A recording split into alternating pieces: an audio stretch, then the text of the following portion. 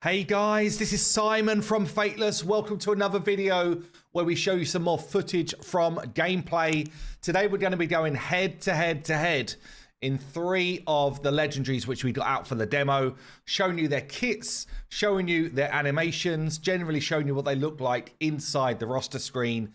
And I want you guys to tell me which ones are your faves. Which ones do you think are the best ones that we've got from the game? I've recorded some of the footage this time from a phone.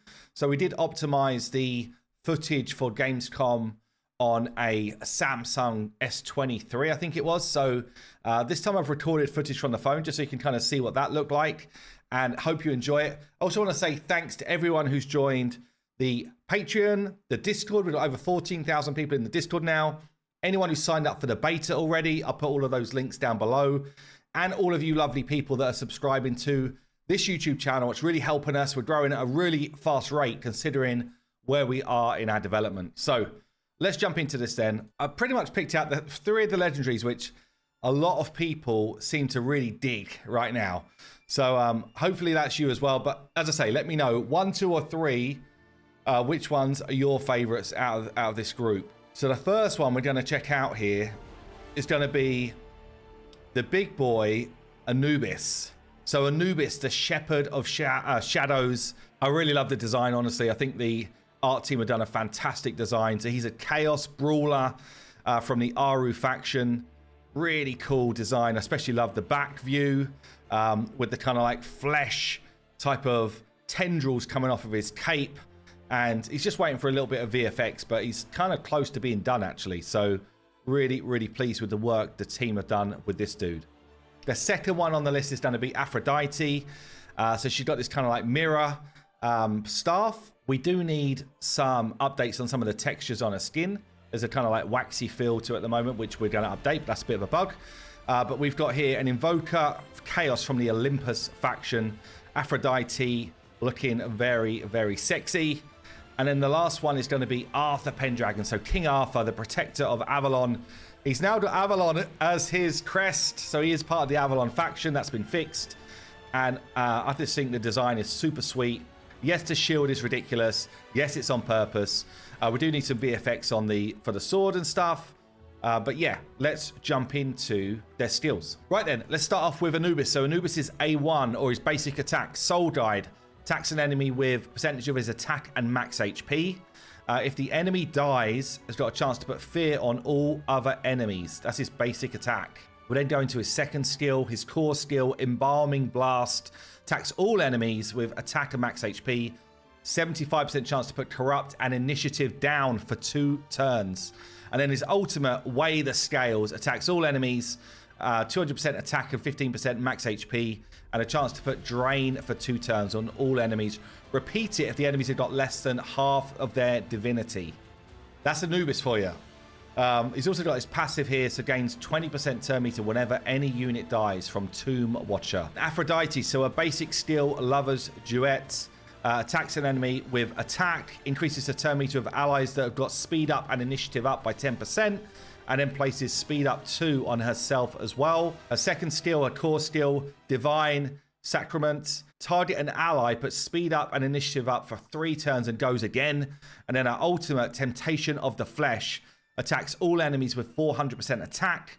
Puts Confuse on them for 2 turns, where the resistance is equal or less than this hero's accuracy. And then puts a stun for 1 turn on enemies whose resistance is equal or greater to this champion's accuracy. So it depends which way round. The stun cannot be resisted. If a confuse or stun disable is resisted or blocked, decrease that enemy's turn meter by 25%. Massive ultimate coming from Aphrodite there in her kit. Passive skill, Eternal Bonds. Allies under speed up and initiative up gain 20% more healing turn meter and will do 20% more damage from attacks. So the last one then, King Arthur, Arthur Pendragon. Its basic attacks an enemy, 50% chance to place a taunt on them, and puts an intercept on a random ally as well. The core skill, Excalibur's Cool, attacks all enemies with his defense and attack. 75% chance to put an attack down on all enemies, and increases the defense of Avalon allies as well.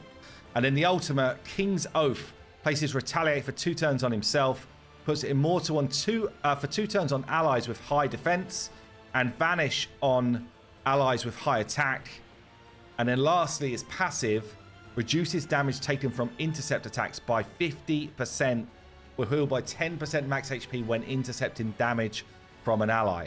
So that's the 3 of them. We're just going to look at some of their animations now and bring some of these skills to life. Right, we're going to check out Anubis first from some of the footage that Dan had captured already. So we go straight in with the ults. We then unleash the A2, which is pretty cool. Our team get a few attacks in here. And we're going to see the A1 in a second as well. So this is all footage taken from the demo. And obviously there's plenty of work to be done. We've kind of taken a bunch of feedback on from demo players. But we do think that we're already in a pretty good spot considering, we're still near enough a year out from going live. So he's going to be next. We see on the turn order on the left. Here's his basic attack with the scythe coming in with a double hit. Okay, then next up is going to be Aphrodite's skill sets. So she's going to come in and open with her ult. I love this one so much. Super cool. Bam. Hits your whole team with the stun, as we just spoke about. She then goes into her A2, which at the moment is bugged. And it's doing it on our team instead of her team. And she's then going to use her A1. So that's her 3 animated skills. What do you think of those? So the final one is King Arthur. Now, this is not going to feel quite as sexy because it doesn't have VFX. It's still in this kind of blockout mode. But to try and keep it fair for your choices, I'll show you where they are so far. There's still plenty of work to be done. This is his basic attack. Or in fact, I'll start with the ult because this is what I've been doing so far. So the ultimate ability, expect a whole bunch of cool effects coming off him here. That's all we've got so far.